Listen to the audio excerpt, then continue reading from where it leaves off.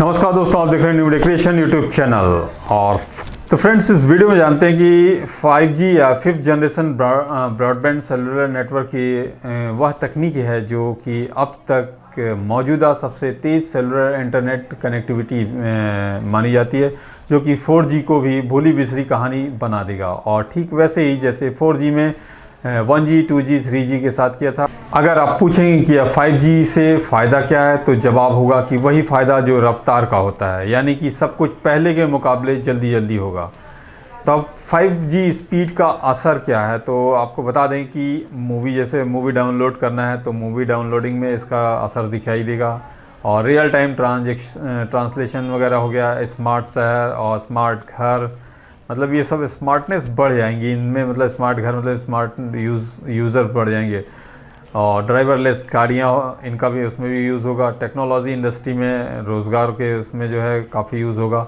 वहीं 5G को 5 अलग अलग तकनीकों का भी संगम कहा जा रहा है। और इस टेक्नोलॉजी को जो है कोलैबोरेशन में मिलीमीटर वेव्स और स्मॉल सेल्स और मैसिव माइनो बीमा फॉर्मिंग और फुल डुप्लेक्स इसमें शामिल हैं।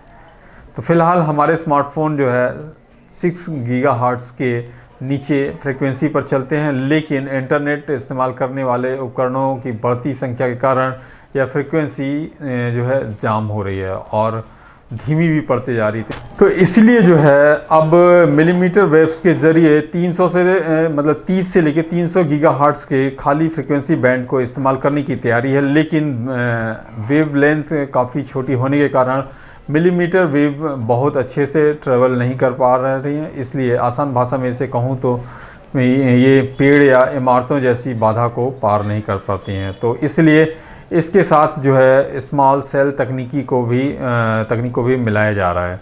तो 5G में जो है मल्टीपल इनपुट और मल्टीपल आउटपुट कही जाने वाली तकनीक यानी मैसिव माइनो का भी इस्तेमाल किया जा रहा है।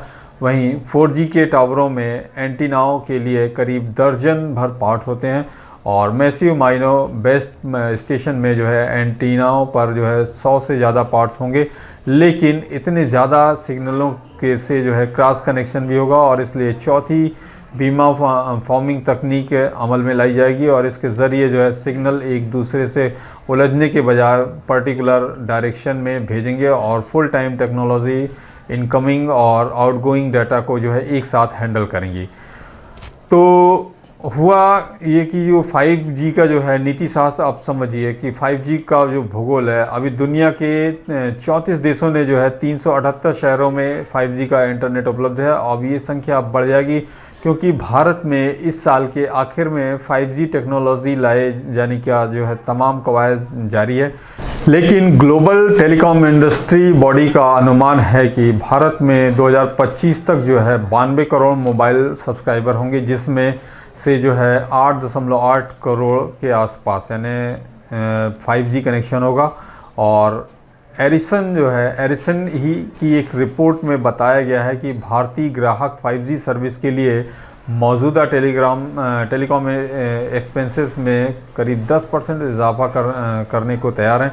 और जो है एयरटेल, रिलायंस में जो है टेस्टिंग तो शुरू कर दी है, लेकिन अब इंटरनेट की रफ्तार जो है 20 से 100 गुना तेज़ यानी 1000 Mbps तक हो जाएगी।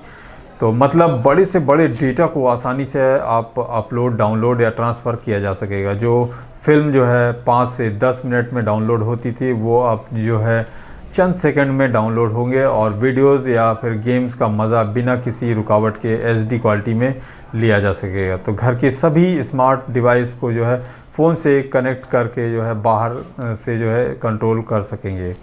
तो एक साथ कई यूज़र्स जोड़ने पर भी इंटरनेट की रफ्तार कम नहीं होगी। तो कंप्यूटर या लैपटॉप से किए जाने वाले काम जो है मोबाइल से भी किए जा सकेंगे। और तेज़ रफ्तार इंटरनेट होने से रोबोट, ड्रोन और ऑटोमेटिक वाहनों का संचालन भी होगा। तो ये हुए 5G के साधारण फ़ायदे।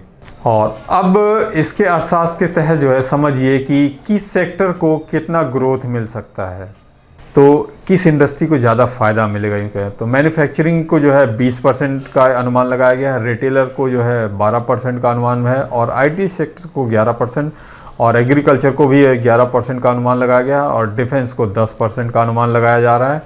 तो इस तरीके से जो है ग्रोथ मतलब किस किस फील्ड को ज़्यादा होगा। तो वहीं 5G के ज़रिए न सिर्फ अभी तक की तरह लोग जो है आपस में जुड़े होंगे, बल्कि डिवाइसेस और मशीन भी आपस में कनेक्ट होंगे और आपस में लगभग रियल टाइम में संवाद भी कर सकेंगे। और इतनी बड़ी क्रांति आएगी तो अपने साथ रोज़गार के मौके भी लाएंगी। समझिए किस सेक्टर में कितना रोज़गार पैदा होगा। एक्सफेनो की एक रिपोर्ट बताती है कि भारत में 5G शुरू करने के लिए करीब 1.5 लाख से ज़्यादा लोगों की ज़रूरत पड़ेगी। तो कुल वैकेंसी का 30% अकेले कैसियो ने जारी किया है। और वहीं स्वीडन की एक फर्म है एरिसन जो है कि 20% वैकेंसी पर हिस्सेदारी दिखा रही है इसमें। तो अब जानते हैं कि इसमें जो है नेचर की होगी जॉब वैकेंसी। तो ट्रांसमिशन स्टेशन इंजीनियर और drive trace engineer, maintenance engineer, circuit engineer और स्ट्रेटेजिक इंजीनियर, स्ट्रेटेजिक जो है मास डेवलपर, नेटवर्क इंजीनियर और प्रोडक्ट डिज़ाइनर और डेटाबेस डेवलपर, मतलब इस तरीके की जो फील्ड हैं इस पे जो है रिक्वायरमेंट बढ़ जाएगी। अब 5G तकनीक के साथ एक नए तरह की वायरलेस कनेक्टिविटी का समय भी शुरू होने जा रहा है, जिसका स्पीड इतनी अधिक होगी कि घटनाओं के घटने और उनकी सूचना पहुंचने के बीच लगने वाला समय जो है यानी कि लेट बिल्कुल भी नहीं होगा, लेटेंसी के ना के बराबर होगी। तो ये सब फ़ायदे जो है 5G में देखने को आप लोगों को मिलेंगे और स्वाभाविक है आप लोग भी इसका इंतज़ार कर रहे होंगे कि 5G कब आएगा और इसकी सुविधाओं का कैसे हम फ़ायदा उठाएं, भाई क्या क्या सुविधाएं मिलने वाली है। तो फ्रेंड्स इंतज़ार कीजिए और ये बहुत ही जल्द शायद आप लोगों के शहरों में देखिए किसके शहर में जल्दी देखने को मिलती है और कौन सबसे पहले इसका फ़ायदा उठाता है और फटाफट वीडियो उसका बना के सबको फैलाइएगा। तो धन्यवाद, बने रहें new media creation YouTube channel पर। हम सब आप लोगों के साथ मिलेंगे, आपके कमेंट्स और आपके 5G का इंतज़ार कर रहे हैं। धन्यवाद।